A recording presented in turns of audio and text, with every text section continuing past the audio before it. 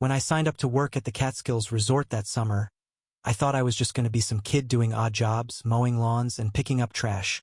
I had just turned 20, and my buddy Ronnie convinced his uncle to get us both on the crew. It was going to be the last carefree summer before we hit college, the final summer of being a kid before heading into the real world. But if I had known what that real world was going to throw my way, I might have stayed back on Long Island. Ronnie and I thought we had it made. The job was pretty straightforward. Hard labor during the day and kicking back in the cabin at night. The cabins were small, crammed with bunk beds, a little TV and a bathroom. Nothing fancy, but enough to get by for a summer. The best part was the pay, way better than anything we could get back home. That money would help me cover living expenses at the University of Iowa in the fall. For Ronnie, it would be Vermont. I was on my way to becoming a CPA. He was set to study veterinary science. We were just a couple of regular kids with plans for the future, thinking the biggest challenge we had coming up was adjusting to college life. How wrong we were. The guests didn't pay much attention to us maintenance guys. We were the ones mowing lawns and cleaning up, not the kind they would stop and chat with. But one warm night, just a few weeks into the job, we found ourselves wandering around after our shift. We came across a gazebo where a handful of men were playing cards. A few of their wives were standing nearby, chatting and laughing softly. I was just minding my own business when one of the guys at the table, a loud, gruff man they called Figs, looked up, saw me and motioned me over. "Hey kid, yeah, you with the hair, get over here." Now, I was used to people making fun of my hair, this thick mass of curls that frizzed out like crazy in the summer humidity. But this guy was different. He pulled a crisp $20 bill out of his pocket and handed it to me. "Take my wife here for some ice cream. Show her around. Get her some fresh air. She's killing my luck standing behind me. I am down $37 already." He laughed and turned back to his cards without another look. I should have been a bit wary. I had been warned about mixing too closely with guests. Ronnie's uncle told us to keep our heads down and our hands clean. But Figs was staring right at me, and before I knew it, I had taken his 20 and was trailing after his wife, a striking woman with auburn hair and eyes bluer than the sky over Coney Island. She had this old-school glamour about her, like some movie star from back in the day, the kind that makes you look twice. We walked around the grounds, and I tried my best to be the polite, stand-up guy my parents raised me to be. Her name, she told me, was Angela, though the way she looked at me, she might as well have been Cleopatra. She gave me that slightly sarcastic smile that only a woman who knows she is beautiful can pull off, and when I accidentally stared at her a little too long, she laughed. "Didn't your mother ever teach you not to stare?" she said, her voice smooth as honey. By the time we circled back to the gazebo, she was holding my arm, like we were a couple or something. I fished around in my pocket, ready to hand Figs his change, but he just waved it off, chuckling. "That's yours, kid.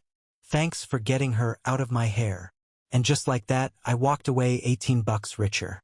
That was more than I usually made in a whole day at my dad's butcher shop back in Brooklyn. But that little errand turned out to be a lot more than just an easy tip.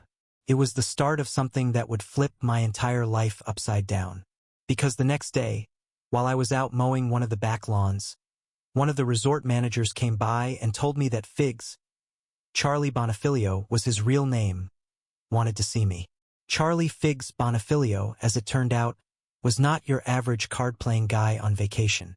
He was a big shot in the Leasy crime family, one of those people you heard whispered about if you grew up in New York. Guys like him did not exactly call on kids to run little errands for their wives, not unless they had a reason. And when I showed up at the cottage, Angela answered the door, and just like that, I knew I was not there to do lawn work. As soon as I walked in, she excused herself, saying she had some business to attend to, and left me alone with Figs. I have to admit, my palms were sweating. This was not like anything I had ever dealt with. He gave me a long, appraising look, his own hair slicked back and cut short in that old-school way that guys who do not mess around always seem to favor. He was not a big man, but there was something about him, something that made it clear this was a guy you did not want to mess with. "I cannot figure you out, kid," he said finally, looking me over. "You have got quite the unique look with that hair." Ever thought about straightening it? I half smiled, already feeling the back of my neck getting damp. It is not a perm, if that is what you are thinking. I was just born with it. It goes curly in the humidity. He laughed, a deep, hearty sound that made me relax a little, but only a little. All right, kid, he said, nodding. I like a man who stands his ground. I have got something serious to talk to you about. But if this conversation goes anywhere outside this room, one of us is going to end up with a busted face. And it is probably not going to be me. Got it? Yes, sir, I said, my voice steadier than I felt. And then he laid it out. He explained, in no uncertain terms, that he and Angela had a unique kind of arrangement. Sometimes he let her see other men, but only with his permission, and it was all done on the quiet. I was young, I had not lived much yet, but I was no idiot. I knew that Charlie was basically handing me a death sentence wrapped up in a favor if I ever crossed a line. But he was not looking for an answer. He was telling me what would happen, like it was already set in stone. Treat her right, he said, leaning back in his chair. Or one day, they are going to find pieces of you scattered all over these hills. Got it? Yes, sir, I stammered, because what else could I say? When I walked out of that cottage, my mind was spinning 1,000 miles an hour.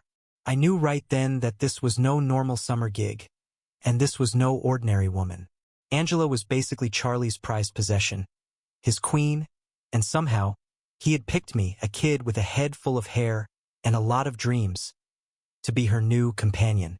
As I walked back to the lawn mower, it hit me that there was no way I could refuse. You do not say no to a guy like Charlie Figs. But I also had no clue what I was really getting into. This was not dating some girl from high school or even trying to impress some random girl at a party. This was his wife. I felt like I had just stepped into the deep end, and there was no going back. That night, I made my way to the gazebo around 9. I was supposed to meet her there, then walk her around the grounds and back to the cottage. It was simple enough on the surface, but in my mind it was anything but. She was already waiting, her arm linked through mine the second she spotted me, like she had known me forever.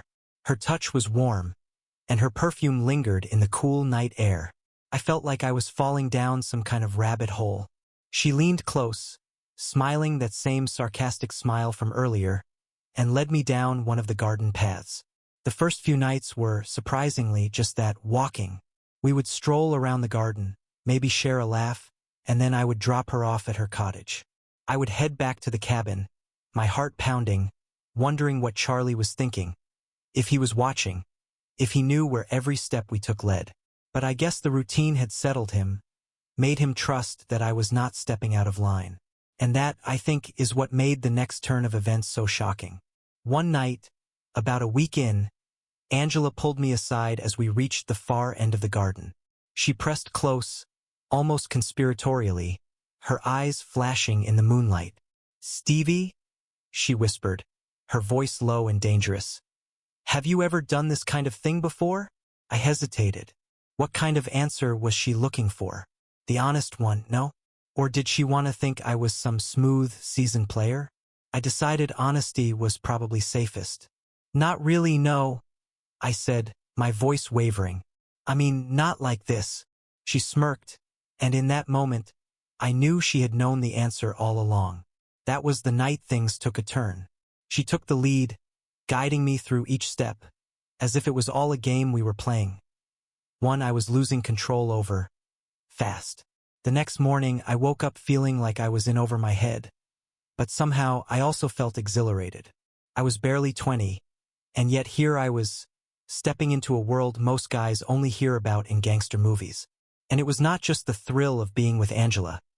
It was the rush of secrecy, the thrill of knowing Charlie Figs trusted me with his darkest, most dangerous secret. That trust made me feel almost invincible, or at least it did for a while. The summer flew by in a haze of early mornings and late nights. During the day, I was hauling heavy equipment, mowing lawns, keeping my head down and my hands busy. But every night, there was Angela, waiting by the gazebo, ready for our late-night walks. She never missed a night. I would stroll by, we would walk off into the shadows, and for a few hours the world shrank to just us. But there was always that tension, that sense of a trap closing around me. Because for every step I took deeper into this arrangement, I knew I was straying further from the path I had set for myself. College, my career as a CPA, a clean life, all of it was slipping out of reach. One evening, when I was back at the cabin, lying in my bunk bed and trying to calm my racing thoughts, Ronnie sat up from his bed across the room, watching me with that curious expression he got whenever he knew something was up. "Stevie," he said finally, his voice soft so the other guys could not hear. "What's going on with you, man?" "What do you mean?" I mumbled, knowing full well what he meant. "You're just different. You disappear every night, and you look like you're carrying the weight of the world on your shoulders." He leaned closer. "Are you in trouble?" I considered telling him the truth for a split second, but the risk was too high. I was not even sure how to begin explaining everything that was going on with Charlie, Angela, the whole insane setup. So I shrugged it off, forcing a grin. "Nah, man. Just got a lot on my mind, I guess." Ronnie gave me a long look, like he knew I was hiding something, but he let it drop. For now. As the summer wore on, Angela became more daring, more unpredictable. She started taking me on longer walks, away from the main paths, whispering things in my ear, her voice low and intimate, until I could barely remember that her husband was Charlie Figs, the man who could end me with a snap of his fingers. She kept pushing me, testing my boundaries, seeing how far she could take this relationship without anyone noticing.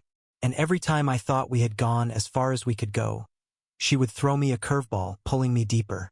One night, as we were walking back toward the gazebo, Angela stopped suddenly, pulling me close under a large oak tree, her eyes gleaming with mischief. She looked me dead in the eye and whispered, "You are braver than I thought, Stevie. I think you might actually make it." I blinked, unsure what she meant. "Make it? Make what?" She laughed. But there was something else behind that laugh, something dark and foreboding. "Make it out of here alive." I laughed it off, but her words stuck with me, ringing in my ears long after we had parted ways that night. Because the truth was, for all the thrill and excitement, I was starting to get scared. Really scared. This arrangement was not just a secret romance. It was a ticking time bomb. Every night that I met her, every time I let her pull me a little closer, I was taking a step closer to the edge. And deep down, I knew I was only one misstep away from plunging off the cliff. And then it happened. The night that changed everything. It was late August, and the air was thick and humid, the kind of night where everything feels electric, like a storm is about to break. Angela was waiting for me, as usual, by the gazebo. But this time, she looked different. She was wearing a sleek black dress, her hair swept back, her eyes smoldering as she looked at me, a glint of something dangerous in her gaze. She took my hand without a word and led me to the far side of the resort, where the cottages were quieter, more isolated. We walked in silence, my heart pounding louder with each step, until finally, she stopped in front of one of the cottages. She turned to me, her hand still gripping mine, and gave me a look I could not quite read, a mix of longing and something else I could not name. "Come inside," she whispered, her voice barely audible over the sound of the crickets. I hesitated. Everything inside me was screaming to turn around, to walk away, to finally draw the line and put an end to this before it was too late. But then she leaned in, pressing close, her breath warm against my ear, and whatever resolve I had melted away. We stepped inside the cottage, and as the door closed behind us, I knew there was no going back. This was it, the point of no return. The night flew by in a blur. Every fear, every doubt, every rational thought I had was drowned out by the thrill of being with her, of finally crossing that line. But as the first rays of sunlight peeked through the window, reality came crashing back with brutal clarity. I knew that what had happened in that cottage was not just a mistake. It was a life-altering decision, because now, more than ever, I was trapped. The next day, I was mowing the lawns around the guest cottages when a shadow fell over me. I looked up, my heart freezing in my chest as I saw Charlie Figs standing there, his expression unreadable. He was alone, his hands tucked casually into his pockets, but there was nothing casual about his presence. "Hey, kid," he said, his voice calm, too calm. "We need to talk." And that was when I knew he knew. Charlie knew everything. Charlie knew. That much was clear the second he called me over. His eyes boring into mine like he was sizing up whether I was worth more to him dead or alive. I tried to keep my hands steady as I put the mower in neutral, letting the hum of the engine cover up my thudding heart. My palms were slick with sweat, my throat dry as sandpaper. It was like the world had narrowed down to just me, Charlie, and the brutal heat of the August sun. "Follow me," he said, his voice low and controlled. I could feel the weight of each step as I followed him down a gravel path that led toward one of the more secluded spots by the lake. The air was thick and silent, the only sound our footsteps crunching over the stones. In that moment, it hit me that I might not be walking back from this little talk. But what choice did I have? This was Charlie Figs. Walking away was not an option. When we reached the lake's edge, Charlie turned to face me, his expression unreadable. For a long moment, he just looked at me, like he was studying some kind of puzzle. And then, finally, he spoke. "So, Stevie," he began, his voice even calm, "I have to hand it to you. You have been playing your cards real close." Real close. He paused, giving me a look that sent a chill down my spine. "But I am not a fool." The words hung between us like a challenge, and I had to swallow hard before I could find my voice. "Mr. Bonifilio, I never meant for any of this to—" "Save it," he snapped, cutting me off. His voice was sharp, the calm facade cracking just enough for me to see the steel beneath. "You think you are the first kid to get mixed up with a woman who does not belong to him? You think I do not know exactly what you have been doing, where you have been going, every damn night?" I felt my face flush with heat, my mouth going dry as I struggled to keep my expression steady. Charlie was not just any man. He was someone who had lived his whole life in a world where secrets were currency, where loyalty was everything, and betrayal was an unforgivable sin. And here I was, guilty of the one thing I had been explicitly warned against. "Listen," I began, my voice barely more than a whisper. "I know I messed up. I know I did. I did not plan for any of this. I was just a kid trying to make some money before college." Charlie's mouth twisted into a smirk, like he was almost amused by my desperation. "A kid? A kid who just happened to fall into my wife's bed." He shook his head, chuckling darkly. "I am not buying the innocent act, Stevie. You knew exactly what you were doing." He was right, of course. On some level, I had known. But I had let myself get swept up, believing somehow that I could keep the secret safe, that maybe I was just lucky enough to get away with it.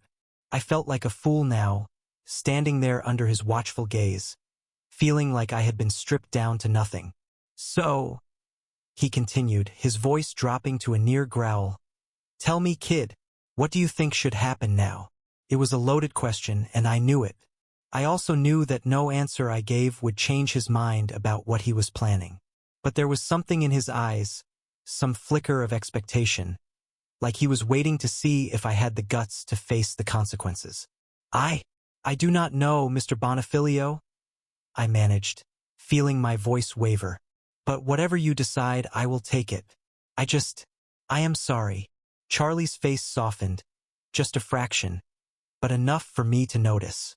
He looked away for a moment, out toward the water, as if he were wrestling with something inside him. And then he turned back, his gaze hardening once more. "I will give you this much," he said finally. "You have got guts, and I respect that. But make no mistake, Stevie, this is not a free pass. You are going to work off every bit of damage you caused. And you are going to do it my way." I felt my heart start to pound even harder. "Yes, sir. I understand." "Good," he said, his voice icy. "Then here is what is going to happen. You are going to finish out the summer just like nothing happened. You are going to keep your head down, keep your mouth shut, and stay away from Angela. After that, you will come work for me full-time. No college, no CPA. You work for me now." The words hit me like a punch to the gut. My whole life, my plans, my dreams, snatched away just like that. But I knew better than to argue. This was the price I had to pay for stepping into Charlie Fig's world. And the crazy thing was, some part of me knew that maybe, just maybe, I deserved it. "Yes, sir," I said, my voice barely a whisper. "I will do whatever you say." Charlie gave me a long, calculating look, like he was still not entirely sure if he could trust me. But then he nodded, almost to himself, and turned to leave, leaving me standing there, numb and dazed, staring out at the lake. Over the next few weeks, I threw myself into work, doing everything I could to keep my mind off what lay ahead. The resort became my entire world, a routine of mowing, trimming, hauling, anything to keep me busy. I stayed as far from Angela as I could, barely exchanging a word with her even if we passed each other on the grounds. I could feel her eyes on me sometimes, her gaze lingering, but I forced myself not to look back. The arrangement was over, and the sooner I accepted that, the better. When the end of summer finally came, I packed my things and left the Catskills behind, my stomach twisting with a mixture of relief and dread.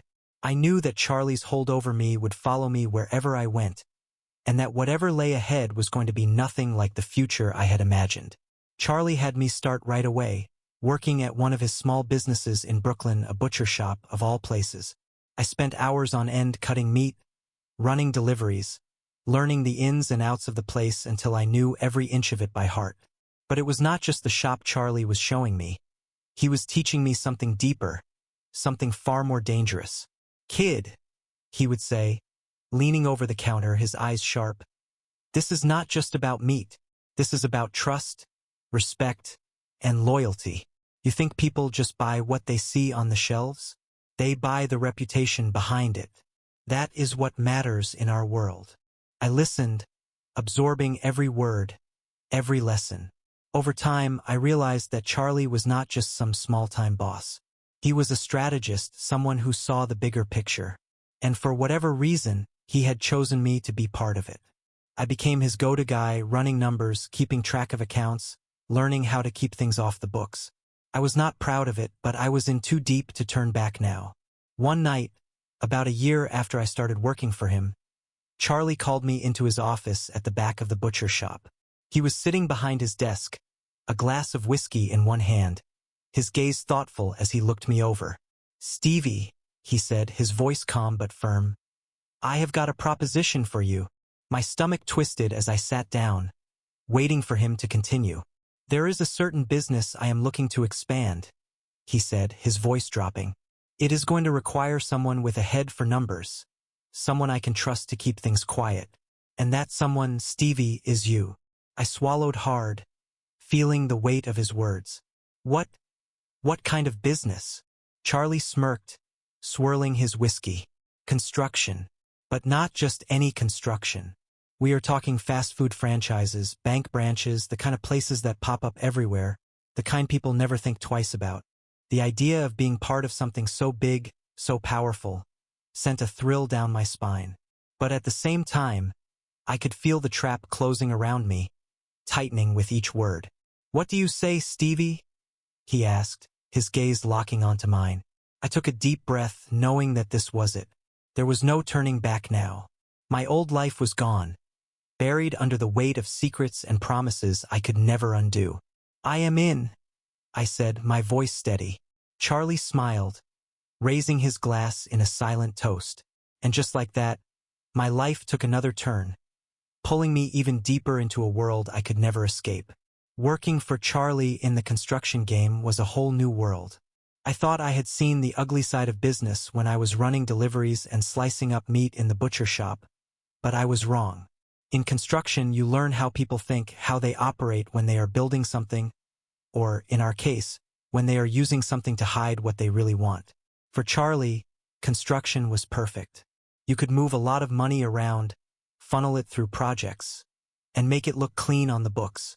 And, with Charlie pulling the strings, every step felt like walking a tightrope over a pit full of secrets. Charlie was not the only one involved. There were other guys from the Leasy crime family who had their hands in the business, each with their own angle, their own way of keeping their piece of the pie secure. I became the numbers guy, the kid who kept things straight, who could handle the payroll, the invoices, the ledgers. And that was when I realized something. Charlie trusted me in a way I never expected. And with that trust came something else, responsibility. Or maybe, more accurately, a new kind of chain around my neck. But here is the thing, I was good at it. Better than good. I had a knack for seeing the big picture, for putting all the pieces together in a way that made everything look clean on paper, even if I knew better. And it felt good, too, that rush you get when you know you are outsmarting everyone else, that you are one step ahead. For a kid who had grown up on the streets of Brooklyn, being in the inner circle of a guy like Charlie was like making it to the top of the world. I started to believe maybe this was the life I was meant for, and every day that belief grew stronger. But then, just when I was starting to feel comfortable, life threw me another curveball. And her name was Tracy. I ran into Tracy by accident, or maybe it was fate. She was with a friend of mine from high school at a bar in downtown Brooklyn. The second I saw her, it was like a slap in the face. She looked like the girl every guy dreams about, tall, light brown hair, a smile that was both innocent and full of trouble. And when she spotted me, her eyes lit up, like she knew exactly the kind of trouble she was bringing with her. "Stevie Tanner," she laughed, walking over with that easy confidence girls like her always seem to have. "Long time no see." "Tracy Rizzi," I replied, feeling that old familiar rush. "It has been a while."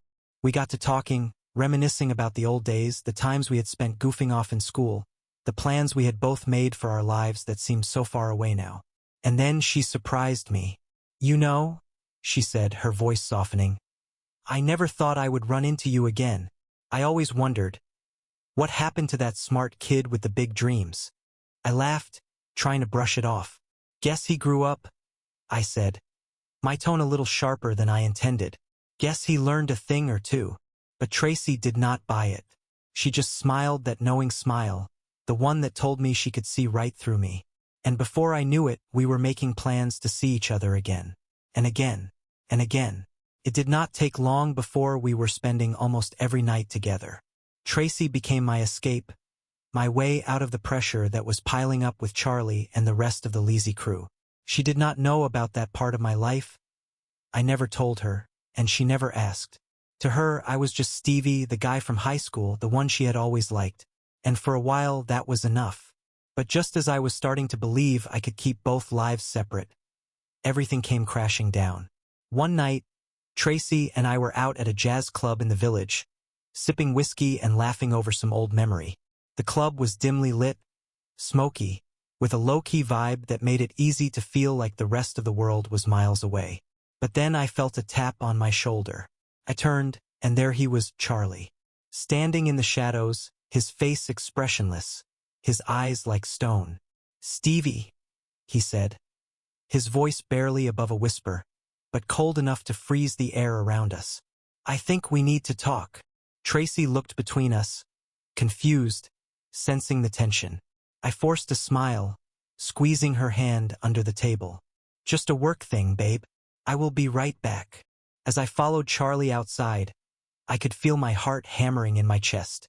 I had been careful, at least I thought I had. But Charlie had a way of knowing things, of sensing when something was out of line.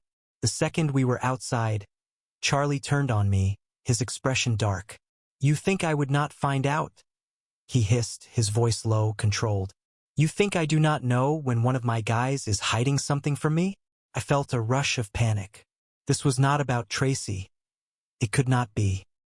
He did not know about her, and even if he did, he had no reason to care. But the look in his eyes told me this was something bigger, something I had overlooked. "Charlie, I do not know what you are talking about." He snorted, his mouth twisting into a bitter smile. "Do not play dumb with me, Stevie. You are too smart for that. I know about the extra money, the side accounts. I know you have been skimming off the top." The words hit me like a punch to the gut. I wanted to deny it, to protest, but the truth was, I had been playing with fire. I had figured I could slip a few bucks here and there, just enough to give me some breathing room. But Charlie, he had seen right through me. "I was going to pay it back," I stammered, feeling the desperation creeping into my voice. "I swear, Charlie, I needed some extra cash, you know?" Charlie's eyes narrowed, his expression cold and unforgiving. You think this is a game, kid? You think you can take what is mine and just walk away? I opened my mouth to argue, but he cut me off, his voice hard as steel. I trusted you, Stevie. I brought you into my world, taught you things I never taught anyone else. And this is how you repay me. I felt like the ground was crumbling beneath me. In that moment, I knew I had two choices: deny everything and risk whatever punishment Charlie had in store, or own up to it and hope he would show mercy. And somehow, I knew that mercy was a rare thing in Charlie's world. Look, I said finally, my voice barely a whisper. I messed up. I know that, and I am sorry, but give me a chance to make it right. I will pay back every dime plus interest. Just give me a chance. Charlie was silent for a long moment, his eyes cold and calculating. And then, finally, he spoke. All right, Stevie, he said slowly, his tone measured. You want a second chance? Here is the deal. You pay back double what you took, and you stay out of my way. No more side hustles. No more creative accounting. You do things my way, and maybe, just maybe, you will live to see 30. I nodded, feeling a wave of relief wash over me. I could handle this. I would pay him back, keep my head down, and stay in line. I would survive. But as I walked back into the club, my relief was short-lived. Because there, sitting at the table, was Tracy, and she was not alone. Another guy, someone I recognized from high school, was leaning over her, his arm casually slung around her shoulders. And Tracy? She was laughing, her head thrown back, her hand on his arm. I felt a surge of jealousy, a burning anger that seemed to blot out everything else. I had just dodged a bullet with Charlie, only to walk back in and find Tracy cozying up with some other guy. It was like the universe was laughing at me, reminding me that no matter how hard I tried, I was never going to have a normal life. I walked over, my fists clenched, my jaw tight. Tracy looked up as I approached, her smile fading when she saw the look on my face. Stevie, what is going on? I forced a smile, trying to keep my voice calm. Nothing. Just thought I would check on my girl. The guy looked between us, sensing the tension, and quickly excused himself, mumbling something about needing to grab a drink.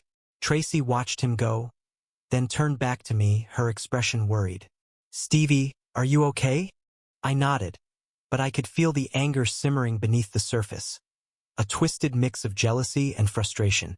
I had just gone through hell with Charlie, and here she was, acting like nothing was wrong, like she had not just been flirting with some guy right in front of me. Yeah, I said, my voice tight. I am fine. Let us get out of here. We left the club in silence, and as we walked down the empty streets, I could feel the weight of everything closing in around me. Charlie's threats, Tracy's easy smile, the constant pressure to keep my double life in. I wanted to walk away from Tracy that night, to take the hint that maybe this whole relationship was just another bad choice, one more mistake in a long line of them. But I could not. No matter how much I tried to deny it, I was hooked. Maybe it was the thrill of someone like her wanting me, or maybe it was that small glimmer of my old self that thought I could still have something real. But whatever it was, I held on, even though I knew it was a ticking time bomb. Months went by, and I managed to get back in Charlie's good graces, or at least, I thought I did. I paid back double what I had skimmed, kept my head down, and stayed out of trouble. Or so I thought. But no matter how well things seemed to be going on the surface, I could feel the tension building beneath it all, like a rope pulled so tight it was ready to snap. And it snapped the day I got a call from one of my old buddies from high school. He was at a bar on the Upper East Side, just grabbing a drink, when he spotted something that made him call me right away. Stevie, he said, his voice low, almost like he was trying to keep a secret. I just saw Tracy. She is here with some guy. I felt my stomach drop, a familiar anger rising up inside me. Are you sure? I asked, my voice tight. Oh, I am sure. They are sitting real close, and let us just say it does not look innocent. I thanked him, hung up, and stood there, my mind racing. I had known this was coming, deep down. I had seen it in the way she acted, the little things she did, the way she would go quiet whenever I mentioned commitment. But hearing it confirmed, hearing that she was actually with someone else, felt like a punch to the gut. I told myself I was just going to talk to her, to get the truth and move on. But the second I saw her, sitting at the bar with some guy's arm around her shoulders, every rational thought flew out of my head. I stormed over, barely able to keep my voice steady. "Tracy," I said, my voice low and dangerous. "We need to talk. Now." She looked up, her eyes widening as she took in the look on my face. The guy beside her shifted uncomfortably, glancing between us like he wanted to be anywhere else. "Stevie, I did not expect to see you here," she stammered, her voice laced with guilt. I clenched my fists, taking a deep breath to keep my temper in check. "Yeah, I bet you did not." The guy cleared his throat, muttering something about needing to leave. Tracy watched him go, then turned back to me, her expression defensive. "What do you want me to say, Stevie?" she snapped, crossing her arms. "We were not exactly exclusive. That was it. That was the moment I knew that whatever I had been holding on to was nothing more than a fantasy. I had been a fool, chasing after someone who had never really cared, who had just been passing the time. I felt a wave of anger, stronger than anything I had ever felt before. "You know what, Tracy?" I said, my voice calm, deadly calm. "I am done. Have a nice life." I walked out of that bar without looking back, my heart pounding with a mix of anger and relief. For the first time, I felt like I was finally free, like I could finally leave behind all the mistakes, all the baggage, and start fresh. But deep down, I knew it was not going to be that easy, because the truth was, I had burned too many bridges, crossed too many lines, and there was no going back. For the next few weeks, I threw myself into work, using every bit of energy I had to keep my mind off Tracy and everything else. Charlie noticed, of course. He saw the way I was pushing myself, the way I was practically living at the office, and he did not say a word. Maybe he thought it was just me trying to prove myself, to make up for the mistakes I had made. Or maybe he knew exactly what was going on and just chose to let me work it out on my own.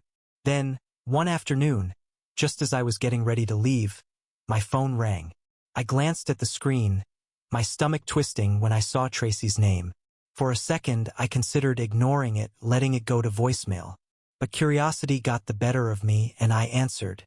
"Stevie," she said, her voice soft, almost pleading. "I need to see you." I sighed, feeling the familiar tug of anger and frustration. "Why, Tracy? So you can lie to my face again?" "No, Stevie, it is not like that. I am in trouble." Her voice wavered, and for a second, I felt a flicker of concern. As much as I wanted to walk away, to leave her to deal with her own mess, something in her voice pulled me back. "Fine," I muttered, relenting. "Where are you?" She gave me an address, a rundown motel on the edge of town. I knew the place. It was the kind of spot people went to when they wanted to disappear, the kind of place where no one asked questions. I pulled up outside, my stomach twisting as I climbed out of the car and made my way to her room. The door opened before I could even knock, and there she was, looking disheveled, her face pale and drawn.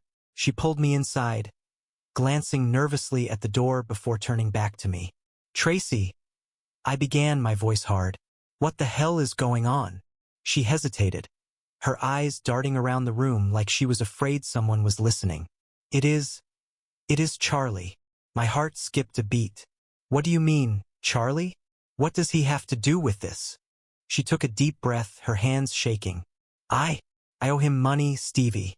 A lot of money." I felt a surge of disbelief. How did you get mixed up with him?" She looked away, her face flushing with shame. "It is a long story, but I thought maybe you could help. I know you still have a good relationship with him, and I am desperate, Stevie." I wanted to scream, to tell her that this was her mess, her problem. But as much as I hated it, as much as I wanted to turn my back, I knew I could not. Because deep down, I was still that same fool who thought he could fix things, who thought he could make everything right. "All right," I said finally, my voice tight. "I will talk to him, but I am not promising anything." Tracy's face lit up with relief, and for a moment, I felt a flicker of the old feelings, the ones I had tried so hard to bury. But I pushed them aside, focusing on what needed to be done. The next day, I went to see Charlie, my heart pounding as I walked into his office. He looked up as I entered, his eyes narrowing as he took in the look on my face. "What is it, Stevie?" he asked, his tone cautious. I took a deep breath, steadying myself. "It is about Tracy." His expression darkened, his mouth twisting into a scowl. "That girl. She has caused me more headaches than she is worth." I forced myself to keep my tone steady, to show no hint of the anger boiling beneath the surface. "She says she owes you money. I am here to pay it off." Charlie raised an eyebrow, his gaze calculating. "Is that so? And why, exactly, are you willing to stick your neck out for her?" I hesitated, trying to find the right words. I want to be done with this, Charlie. I want to move on." He studied me for a long moment, and then he nodded, a small, almost amused smile playing at his lips. "Fine. You pay her debt, and she is off the hook. But remember, Stevie, this is on you. If she messes up again, it is your head on the line." I nodded, feeling the weight of his words settle on my shoulders. "Understood." I paid off her debt, closed that chapter, and finally walked